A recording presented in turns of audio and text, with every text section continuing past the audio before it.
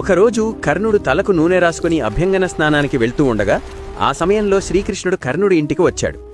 అక్కడ రత్నాలతో పొదిగిన ఒక బంగారు గిన్నెని చూసిన శ్రీకృష్ణుడు అది తనకు దానం ఇవ్వమని కర్ణుడిని అడిగాడు.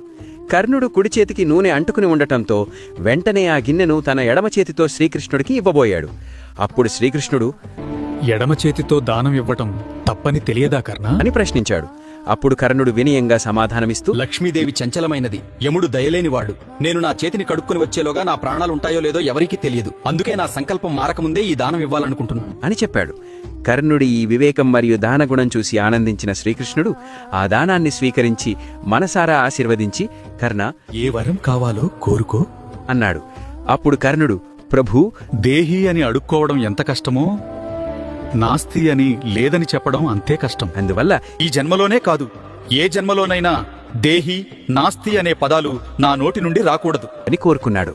వెంటనే శ్రీకృష్ణుడు తథాస్తు అని అనుగ్రహించాడు.